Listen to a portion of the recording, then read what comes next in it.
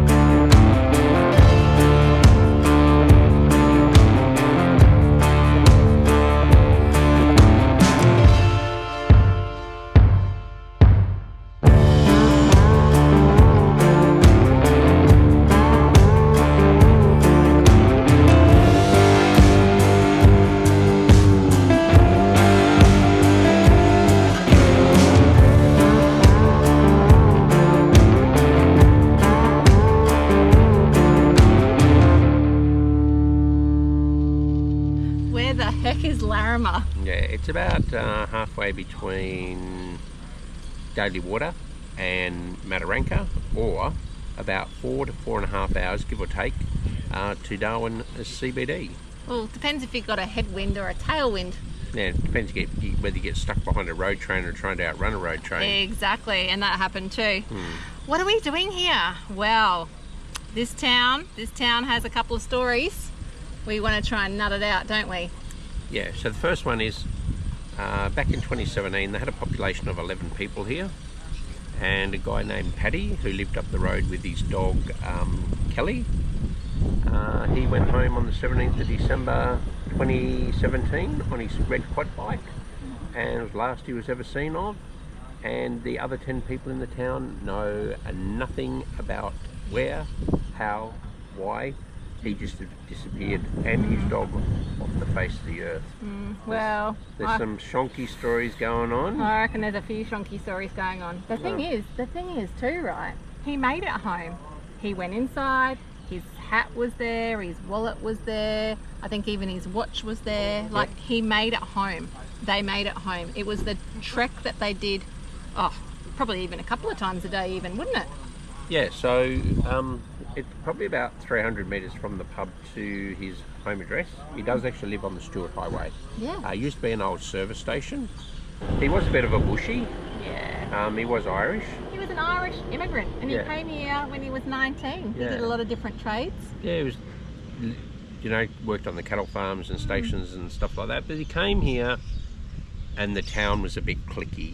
Yeah. And he made a couple of really good friends. I think his best friend was Barry. Barry, yeah. He's passed away unfortunately as well. But then there were some other people in the town he didn't get on with, and I think it's just the small cliquey town syndrome. New people come in and they're afraid that the new person is going to change things. Yeah. But he lived across the road from Fran and her bloomin' Devonshire tea house, and they had a few pies. Yeah, pies, and they had a few bloomin' quarrels or tiffs, if you want to call it. They were all into each other, weren't they? But it was also the pub, because the pub claimed they had the better pie than Fran. Yep. So it was always stuff going on, and then Fran employed a guy called Owen who was like a caretaker for the property. Yeah. And him and Paddy never seen eye to eye. I think they had it in for Paddy, to be honest. Yeah, and then on the 17th of December, it just disappeared off the face of it. It is a cold case that the NT police still investigate. There is a $250,000 reward for information leading to the discovery of his body. Yeah. Did Paddy and Kellie end up in a pie? Highly unlikely, but there was also speculation that maybe Barry... because he has amassed a big saltwater crocodile in the back of his property, that maybe Paddy and Kellie ended up in the saltwater with the crocodile. Yeah, well that wouldn't have ended well. but- But we don't know. We don't know. But the NT police, they sent a whole team of investigators, police down here, forensics. It put Larrimah detectives. on the map. Everything. They did Yeah. full interviews, they took cars away, they did forensic testing, they Yeah. did, you know, all these interviews. Yeah. And the police have still not got an actual Any idea? motive. I reckon we've got some exploring to do around Larrimah. Yep. But we've also got this NT draft here. Check it out. Have you ever seen a stubby that big? 2,250 gallons. It's pretty hot. I think I'm fancying me a beer, Mr. B. Yep. What do you reckon? Well, you can have a beer, I'll have a coldie. Yeah. And you know what? Might even have an ice cream. You know what? You're going to have an ice cream? Might even have an ice cream. I don't know. Should we have a pie? Yeah. I don't know. I think we should. We're in... Well, 2017, now 2025. If he's in one of those pies, it's going to be a pretty ghastly pie. Yeah, true. But, yeah. So if you're intrigued, stick around. We're But- going to... Yes? But But? you might ask, why pink? Why is there the Oh, Pink well, Panther and why there's a pink? story about that. Yes. So back in the day, they had a bit of a flood here. The entire town centre flooded. Yeah. When the water sort of receded, Well, it became Lake Larrimah. yeah, they called it Lake Larrimah because of the reddy pink dirt. The lake water that was in the town turned pink, and some person, unbeknownst to whoever it was, put a pink panther in the middle of the that's lake, a cracker. and the locals loved it. That they went, we're Well- going to do the Pink Panther. Did the locals love it or the 10 or 11 residents? Yeah. So, Who knows? So then after that, everything here was painted pink, and the Pink Panther. Yeah. We've even got a Pink Panther flying a gyrocopter. We'll show you around anyway. Been by Pink Panther dolls in the shop. Yeah, Yeah, it's just it's one of those places. Yes, we are camping here. We're camping in Larrimah. Yep. At this stage, yeah, we're the only ones camping. So we'll see how we go. We're going to go for a walk up to Fran's and Paddy's place. have a little check out there. Yeah, have a little wander around. We think there's a museum. We're just gonna show you around Larrimah. I mean, it's not going to take too long. It But, is it was back in the day in 1942 a big military base town. So yeah, Yeah. but we'll chat a little bit about that when we go to the museum, and yeah, we'll see what other information we can find. Alrighty. Come along. If you're keen, let's check out Larrimah.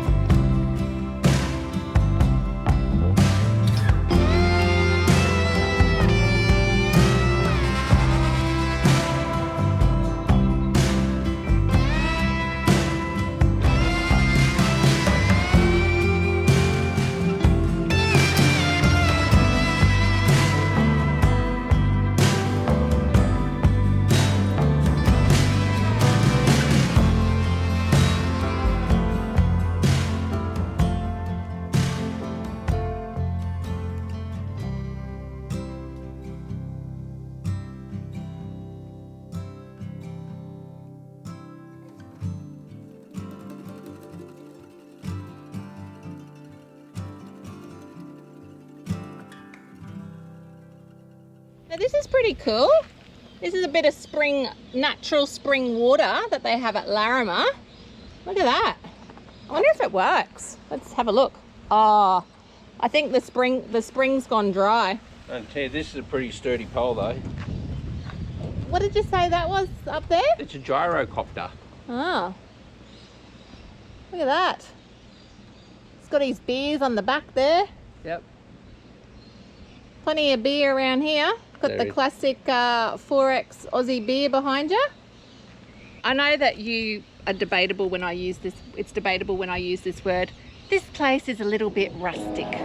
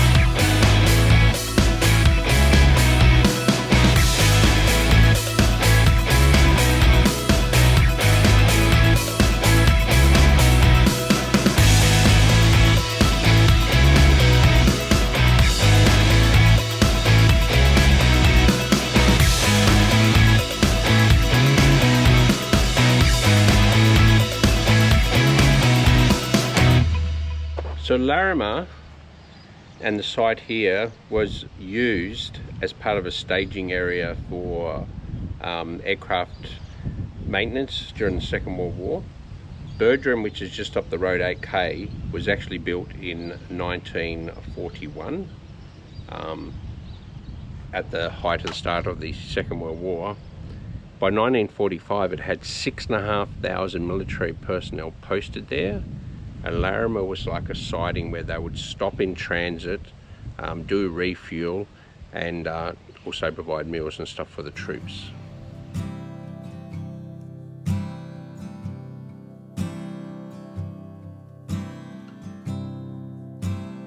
So the town played host to over 150 wartime units, ranging from the extensive 8th Australian Staging Camp and its 61 buildings, including a 5-ton ice-making plant.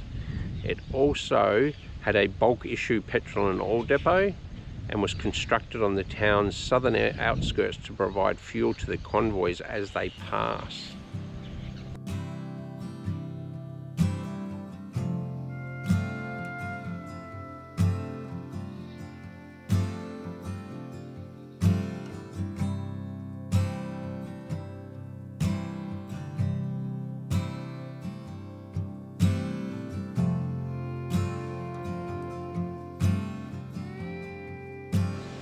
So back in 1942, the military decided to enlist the help of the local indigenous population, and they created the Northern Territory Special Reconnaissance Unit.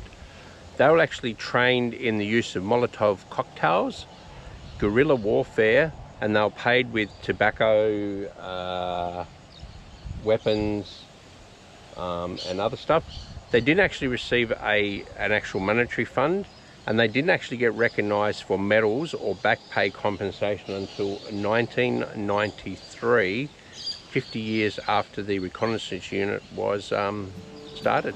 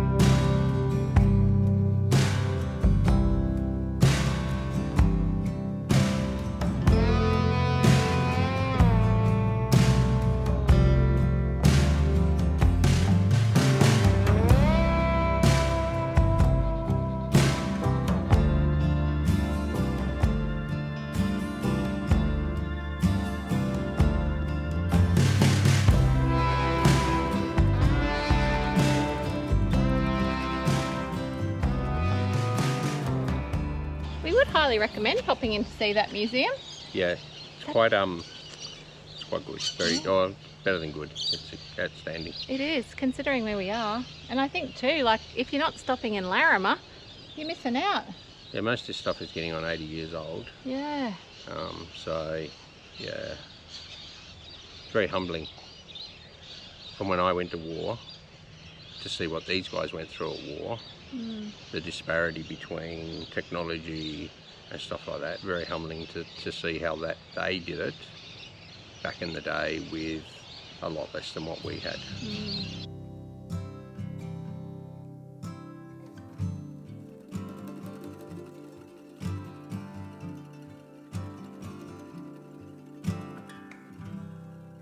Personnel from the No. 2 Squadron, Royal Australian Air Force, heard a dog whimpering as a result of a broken front leg following the first Japanese air raid on Darwin.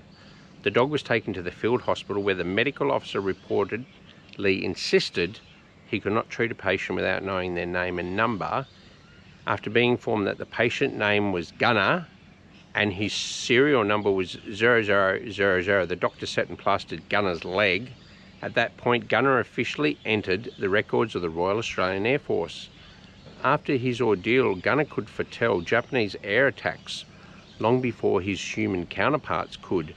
Gunner would grow agitated when he heard Japanese aircraft approaching, therefore warning those around him to head for the trenches. What an amazing dog. Gunner.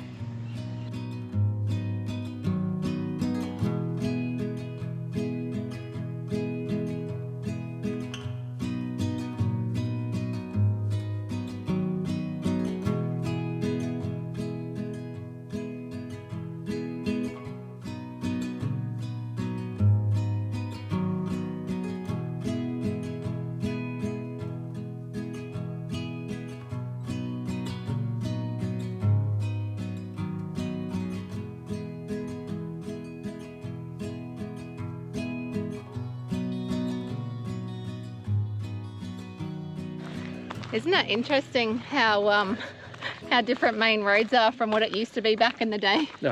Well, they completed a sealed road from Larrimah to Alice, and it was April 1942 to December 1943, so a year and a bit.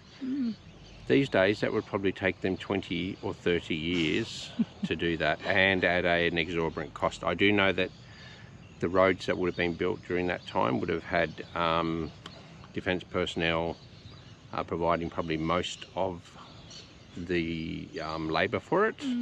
But still, you know, these days people building roads, you know, you do a couple of hundred Ks, or not even a couple of hundred Ks, like 10K, and it blows out $220 million, some ridiculous price. So absolutely. And that took them days, actually, when they got trucked from Alice to here during those times, didn't it? About, yeah, what, well, 4 to 5 days or something? Yeah, well, the first train from here to Darwin was 21 hours and 43 minutes. That's crazy. And the Minister of Defence and the locals were complaining because it was an old steam train, and they thought it would have taken a lot quicker, but they said it was so slow, it was not the best investment, but it was the only form that they could use back then. So 21 hours and 43 minutes from here to Darwin, and it's 4.5 hours in a car.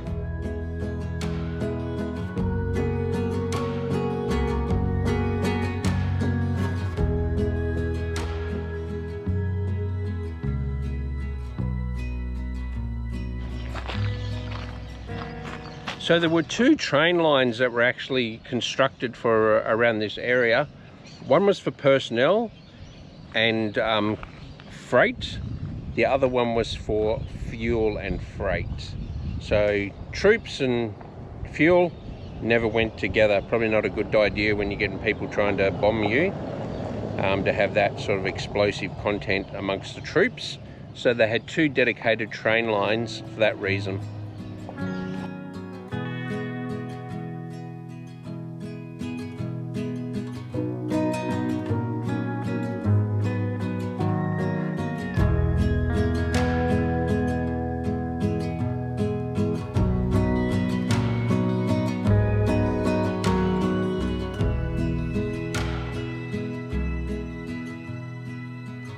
That brings us to the end of Larrimah. Can't go any further. No. I was going to say there's about 11 houses here. Yeah. Well. Some unlivable. 2 for sale. Apart from the one that Paddy sold. Yeah. Paddy's house too. I don't know if we mentioned before. It actually went to auction. Yeah, I'll jump online and see if I can find out how much it actually went for. And who brought it, whether it was a local or whether it was an investor. I think they were honestly wanting a little bit of a fresher vibe. It's quite a big plot of land. Yeah. So they're saying it'd be good for like a service station, you know, a transiting restaurant sort of thing.